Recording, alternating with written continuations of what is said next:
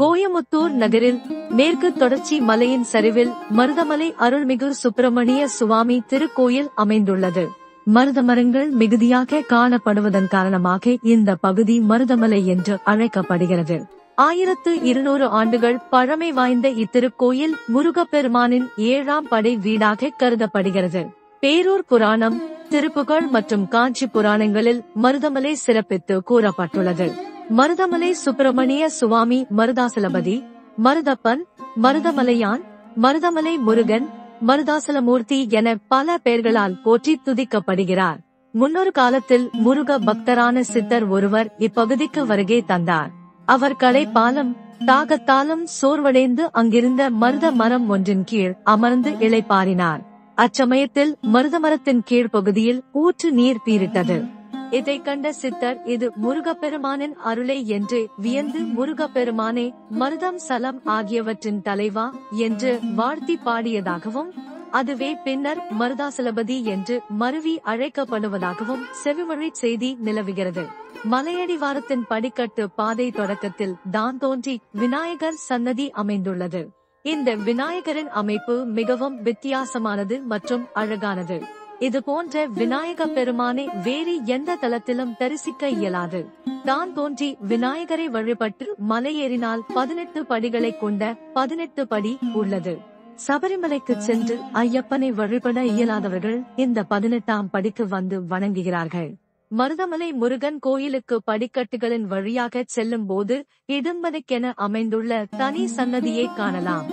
இந்த இடும்பனை வணங்கினால் குழந்தை பேறு இல்லாதவர்களுக்கு குழந்தை பாக்கியம் கிடைக்கும் என்பது ஐதீகம். ஒரே பிராகாரத்துடன் அமைந்துள்ள இத்திருக்கோயிலில் மகாமண்டபம், அர்த்த மண்டபம், கருவறை என முறைப்படி அமைந்துள்ளன.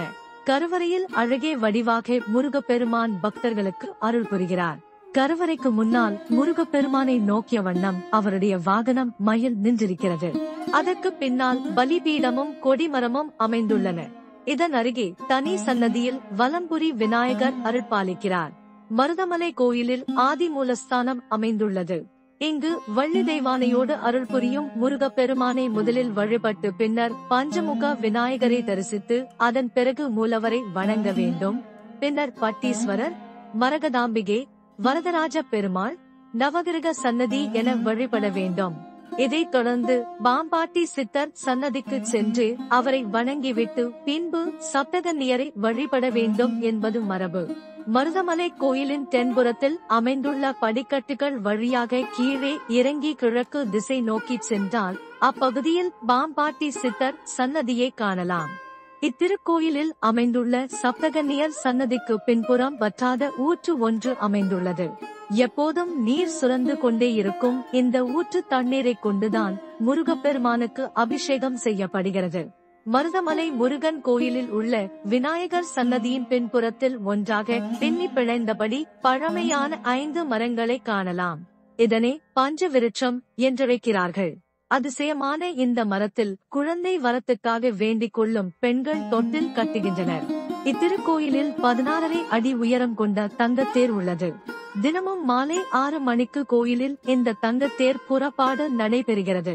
இத்தலத்தின் தீர்த்தம் மருத தீர்த்தம், தலவிருட்சம் மருத மரம். இத்திருத்தலத்தில் தினசரி காலை 5 மணிக்கு கோ பூஜை, பிறகு 5 மணிக்கு நடை திறப்பு. காலை 6 மணிக்கு 2ஆம் கால பூஜை, 9 மணிக்கு காலசந்தி பூஜை, 12 மணிக்கு வரை உச்சிக்கால பூஜை, மாலை 5 மணிக்கு வரை சாயரட்சை பூஜை, இரவு 8 மணிக்கு வரை இராக்கால பூஜை என நடைபெறுகின்றன. ஆண்டு முழுவதும் முருகப்பெருமானுக்குரிய விழாக்கள் இத்திருக்கோயிலில் வெகு சிறப்பாக கொண்டாடப்படுகின்றன. சித்திரை மாதத்தில் தமிழ் வருட பிறப்பு, வைகாசி மாதத்தில் வைகாசி விசாகம், ஆடி மாதத்தில் ஆடி கிருத்திகை மற்றும் ஆடி 18, ஆவணியில் விநாயக சதுர்த்தி, புரட்டாசியில் நவராத்திரி, ஐப்பசியில் கந்த சஷ்டி, சூரசம்ஹாரம் மற்றும் திருக்கல்யாணம் என விழாக்கள் வெகு சிறப்பாக நடைபெறுகின்றன. கார்த்திகை தீபம், ஆங்கில புத்தாண்டு, தைப்பூச விழா, வள்ளி தெய்வானை திருக்கல்யாணம் மற்றும் பங்குனி உத்திரம் போன்ற நிகழ்ச்சிகளும் வெகு சிறப்பாக கொண்டாடப்படுகின்றன.